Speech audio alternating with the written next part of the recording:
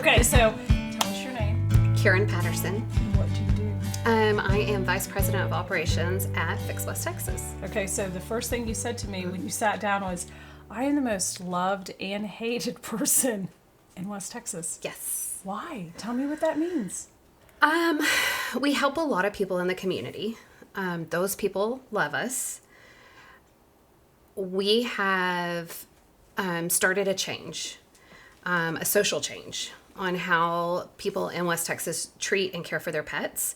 And so with that brings some hate. There's a lot of people that are adverse to change. It's scary to them, whatever it is. But yeah. So we've gotten a lot of that. What kind of change specifically? Spaying and neutering their dogs. Bringing them in out of the extreme cold and extreme hot temperatures, providing outdoor shelters for them, making sure that they're adequately fed, just the basics. Okay, and they don't want to do that, and so you have some pushback. I think it's shocking to some how we've gone about doing it. Basically, long story short, 6 years ago, we moved out here to Midland. So I'm a transplant. From Waco. Okay. In Waco, the dog overpopulation problem isn't so huge. It's under control. So they're about 20 years further ahead than we are out here. I didn't know this until I found a little pit bull on the side of the road that had been hit by a car. We picked him up, got him back to health, and then I tried to adopt him and realized, oh, well, I can't take him to the shelter because he's got about 50-50 chance of being killed.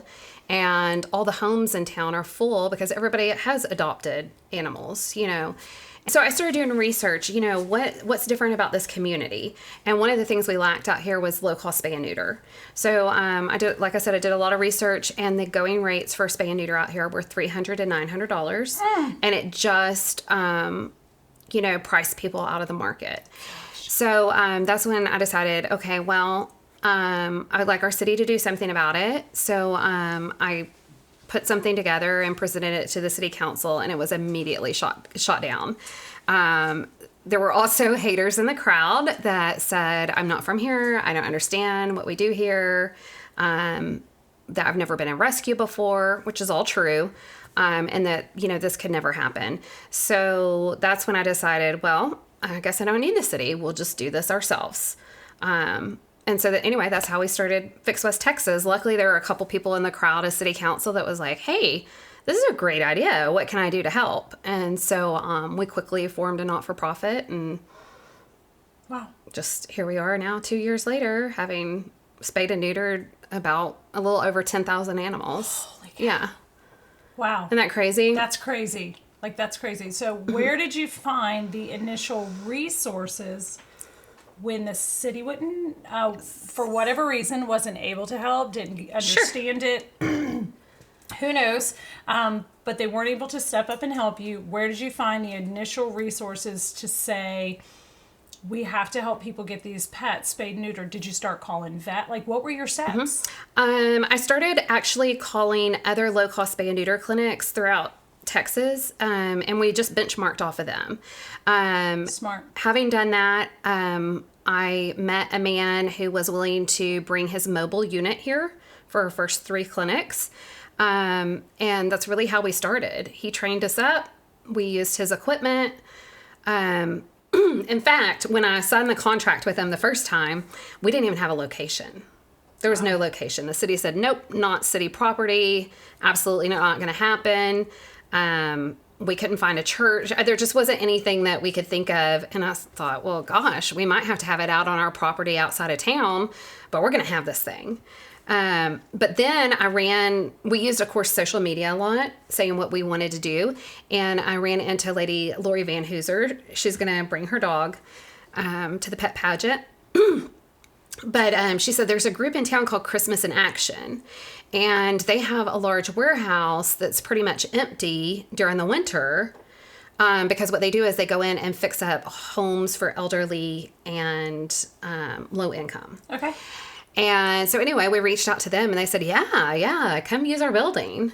And so that's what we did. And have you been doing it ever since? We have. We've been doing it ever since. So after the first one, that gave us our start. Then the county They have supported us, so they let us use the horseshoe. Okay. And then Odessa, they embraced us and let us use their police department. They have a SWAT building, so we Okay. use that a lot too. Okay. So this takes a lot of tenacity.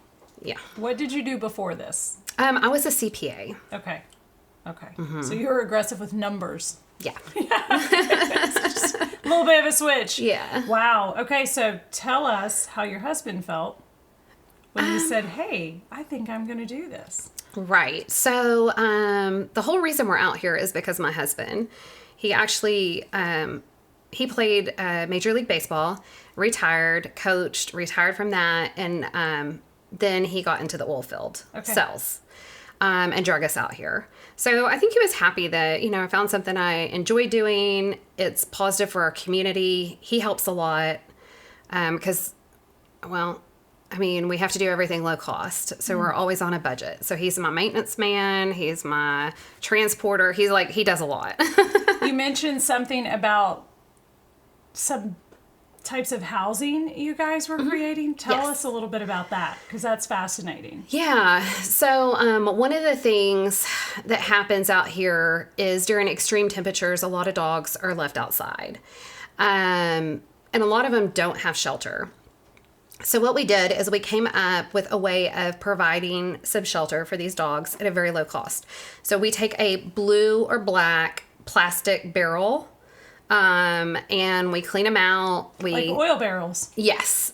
But most of ours is like mineral oil. Sure. So we use a degreaser, clean them out, cut them, mount a board, drill holes in the bottom, and basically it makes a dog home. A dog up to 100 pounds can easily fit in these. Wow. We bought a bunch of straw and we stuff them with straw. And so we give those out. I think we gave out about 350 this past year. Goodness. To people that needed, something for their dog. Because a lot of times what happens, people think, oh, they don't care about their dog. It's not that they don't care about their dog, but their dog may not do well in the house during the day. And we do have days that it's 20, 30 degrees outside, even during the day. Yeah. And they have to go to work. So they leave their dog outside, and this gives them some shelter where they can stay warm. Yeah. So it's a win-win. We've had some oil field companies that have helped us by providing the barrels, provide the trucking, and then the local Mormon missionaries, they normally help us with some work days where we all set up and build all these. That's cool. Yeah. Okay, from a practical standpoint, by the way, that's my ice machine. I try to remind everybody that I do live in this house. So you'll hear dogs bark and ice machines. And from a practical standpoint, not just for our community, but for all communities throughout the country, what are simple, practical things that people can do to support one another to help with the pets? Like, what are some practical, like an average person can fill in the blank to help this situation, to help this problem? Yeah, with the overpopulation problem, Not or just the general pet overpopulation, care? but pet care, and like someone sees a neighbor and the neighbor is in need. Yes. Very much the heart of the show is, how can we do small things to help one another? Because if we were all doing those small things to help one another, we'd all be okay. Yeah. So how do we get to that grassroots kind of, how can people help? Sure. So I think one of the best things that we can do is be neighborly. So when you notice a dog, and we get this question all the time, they'll say, oh, this dog, my next door neighbor, they leave their dog out all day. We're so worried it has no food. Well, maybe take them a bag of food. Good for you. We have a pet pantry. It's open to anybody. You do not have to show proof of income or anything. It's not just for pet owners. It's for the neighbors. Yeah. And show that you are invested in that pet too. So that's what we just say, notice and act upon it. I love it. Notice the suffering and ask, how can I help? I love it. Instead of being judgy, And or they're not taking care of their pets, hey, we Right. notice this is going on. Is there something we can do as your neighbors to help? Yes. Maybe also another thing that you just kind of made me think is, we are doing a food drive for our pup. Like, the whole point of the pup pageant was, number one, we like to have fun and throw parties. Yeah. But two, I do know that there's a local need for food. Yes. But to encourage people, if you're at the grocery store, Yes. grab a bag of food. Some Absolutely. shelter will take that food. And if you're like, I don't want to move food, you can download a $20 gift card from PetSmart Yes. or Petco or any of the other pet food places that you can give to the men and women that are doing the hard things. Yes. Yes. And for the shelters, a lot of them have deals with local supermarkets or whatnot where they get food. But things that you could donate to an animal shelter also are treats, because the animals, not only do the animals really like the treats, but the workers love giving them treats. Oh, okay. I didn't know that. That's awesome. Yeah, so definitely they need to contact their animal shelter and ask them what kind. But that's something that you can never have enough of at an animal shelter. And then just like you said, buying the food. I mean, a day does not go by that somebody doesn't. We probably have 3 to 4 people a day come to our clinic for little needs, whether it's cat litter, cat food, dog food, whatnot.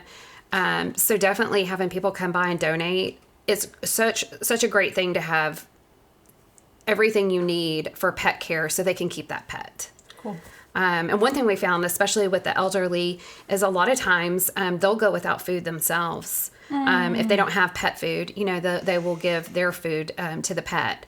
So we always say we're helping humans too. We are animal lovers, but we're also human lovers. What is something that the community of West Texas could do to help you guys? What's a need that y'all have? Spay and neuter. Okay. Everybody needs to spay and neuter. I don't know any excuse not to spay and neuter other than if you have some sort of, outside the box. I guess there's let me breeders. Yeah. Breeders don't need to spay. Breeders are fine.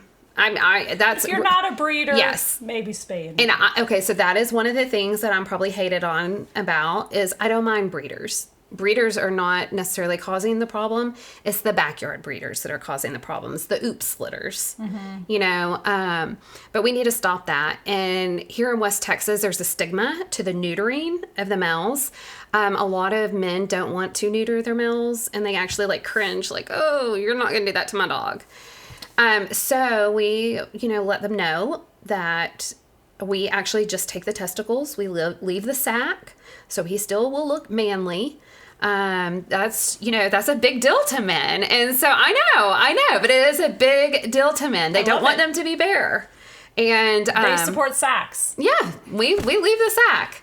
So, your dog can still feel like a man when he leaves our clinic. But it does cut down on the negative sexual behaviors, like leaving your property, because they can smell a female in heat a mile away. Oh, wow. So, and a male dog can actually impregnate several females in a night. Oh, goodness. So, and a female can be impregnated by several males. So oftentimes you'll have a litter of, let's say, 8, and 2 will be one mix, 4 another mix. And yes, it's not like humans. Yeah. Okay, be honest. Did y'all know that? Yes. Did you guys know that? This will be included. I like to make my production team, they're my family, be a part, so I make them talk and stuff. They're not behind the scenes. I mean, they're just behind the cameras, but they are not behind the scenes. That's insane. Yeah. Yeah, it really is. That is insane. That is insane, isn't it? Can you imagine if that happened in humans? Oh, Lord. Oh, Lord. Dr. Phil would be all over it. He would. Is there anything that we didn't cover that you want to make sure people know? Spay and neuter young. Okay. Before they go into heat. Okay. They recover quicker. It's less traumatic on them. Okay. And then, of course, you don't have the oops pregnancies.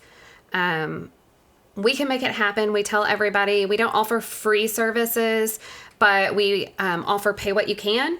And we do trade, if you don't have anything to pay, then we do trade volunteer hours. Oh, that's amazing. Yeah. So okay, a lot that's of cool. Yeah. So a lot of times if people can't afford our services, they'll come and volunteer a day while their pet is getting spayed or neutered. Do you need volunteers? Always. Always need volunteers. Okay, give us the information on how to find you and contact you. We have a Facebook, Fix West Texas, and then we have a website, www.fixwesttexas, and then our email is Karen, Karen, @fixwesttexas.org. Okay. So yeah. Very cool. Well, we're glad you're in West Texas. Yeah, I'm super glad. We love West Texas. I know. We are transplants too. Yes. But we love Texas. Yes. I mean, we love the whole country. We're Well, very and I hope that patriotic. y'all will get to come and see our clinic because I guess, you know, it is so unique in the fact that our clinic was built by the community, That's the cool. everyday Joe. Yeah. It was $5 donations that added up. You know, we would put a request out on Facebook. We need an anesthesia machine. It's $1,500. Who can help? So it's all this. So I always say, you know, like our clinic is for the community and it's owned by the community. That's awesome. So we give tours all the time. So it's really, That's cool. We would it's love to do really that. neat to see that. Yes. Our show is So. for the community and very much owned Yeah. by the community. Yeah. It's like the whole TV show is owned by the community. Absolutely. So, I love yeah, it. That's awesome. Hey, thank you for coming. Yeah. We Thanks so appreciate it. much. Thanks for doing this.